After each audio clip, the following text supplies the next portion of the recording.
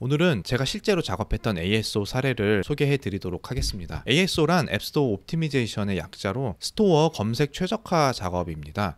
크게 두 가지로 나누어져 있고요. 첫 번째는 온페이지 ASO, 유저가 앱 페이지에 들어왔을 때 그 유저를 인스톨하게끔 만드는 최적화, 예를 들어 스크린샷이라든지 아이콘이라든지 디스크립션의 최적화를 통해서 컨버전을 높이는 작업이 있고요. 두 번째로는 키워드 최적화가 있습니다. 키워드 최적화라는 것은 유저가 특정 단어를 검색을 했을 때 우리 앱이 몇 번째 뜨는지, 예를 들면 20번째 뜨던 앱을 5번째 뜨도록 만드는 그런 작업을 키워드 ASO라고 합니다. 네, 저는 현재 ASO 툴을 판매하고 있고요.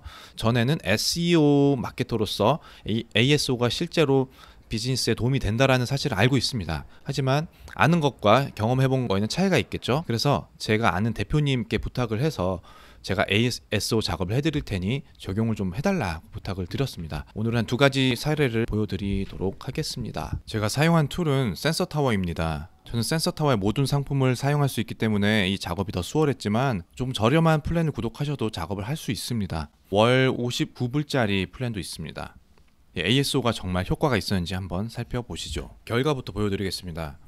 지금 보고 계시는 표는 제가 타겟했던 이 키워드의 히스토리컬 랭킹입니다. 3월 3일 날 제 ASO가 반영이 되었고요. 반영이 되자마자 바로 랭킹 상승이 되었습니다. 이 키워드가 이제 20위권으로 들어갔는데 사실 ASO에서 20위권은 큰 의미가 없습니다. 탑 10이 되지 않고서는 오가닉 유저를 기대하기 어렵습니다. 최소 일주일은 기다려야 이 효과를 볼 수 있거든요. 차츰차츰 올라서 현재는 10위 정도입니다. 근데 이 키워드가 트래픽 스코어가 5.2 정도면 상당히 괜찮습니다. 이게 트래픽 스코어는 0에서 10 레인지이고요. 그리고 디피컬티도 8.4로 상당히 어려운 키워드인데 제가 이 키워드로 타겟을 잡은 이유는 구글 같은 경우는 누적 다운로드도 ASO에 반영이 됩니다. 그래서 이 앱은 예전에 누적된 다운로드가 워낙 많았기 때문에 경쟁이 치열한 키워드를 타겟해도 승산이 있겠다 싶어서 이 키워드를 선택을 했습니다. 그래서 10위에 안착을 시켰습니다. 두 번째 앱입니다. 이 앱은 글로벌 앱이 한국에 진출한 거고요. 2월 달에 로컬리제이션이 한번 있었습니다. 200위 정도 하던 게 갑자기 40위, 30위 정도가 되었고요. 요 랭킹은 제가 타겟팅한 키워드 중 하나고요. 요 키워드이고요. 네, 여기서 순위 상승이 점점 되다가 이때는 아직 탑 10이 아니었습니다. 탑 10이 아니었어요. 그래서 이쯤에 한번 작업을 더 했습니다. 이때 한 작업은 이 키워드를 타이틀, short description 그리고 long description에 다 녹여 넣었습니다. 넣고 며칠 후부터 반응을 하기 시작해서 점점점 랭킹이 올라가기 시작했습니다. 네, 200위에서 40이 되는 것보다 15위에서 10이 되는 게 훨씬 어렵거든요. 미세한 차이 같아 보이지만 이 차이가 상당히 크다라고 생각하시면 되고요. 또 이렇게 진행이 되다가 좀 랭킹이 자리를 잡은 것 같아서 한 번 더 작업을 했습니다. 그때 한 작업은 타이틀을 조금 변경을 했고요. 그리고 마지막에 했던 이 작업은 이 타이틀에 있던, 원래는 기존에는 타이틀에 앱 이름, 키워드 1, 키워드 2 이런 식으로 작업을 했었는데 그 순서를 바꿨습니다. 키워드 1, 키워드 2, 그 다음에 앱 타이틀 이런 식으로 변경을 했더니 바로 반응을 하기 시작하면서 최근에 랭킹 5위까지 달성을 했습니다. 이 두 앱의 차이점을 잠깐 설명을 드려야 할 것 같습니다. 이 앱은, 첫 번째 앱은 UA를 하고 있지 않았습니다. 대신 누적 다운로드가 많았고요. 그리고 그래서 경쟁력이 있다고 판단을 했었고, 그리고 순전히 ASO 키워드 최적화를 통해서 이뤄낸 성과입니다.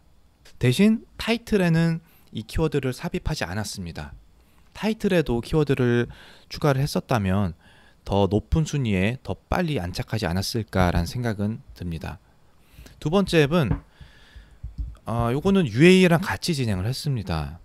전체 인스톨 수가 키워드 랭킹에도 도움이 되기 때문에 이거는 UA와 ASO의 합작이라고 보시면 될 것 같습니다. 두 번째 앱에서는 제가 구글 콘솔 권한이 있어서 실제 이 ASO 작업이 오가닉 인스톨에 얼만큼 영향을 줬는지 알아볼 수 있었습니다.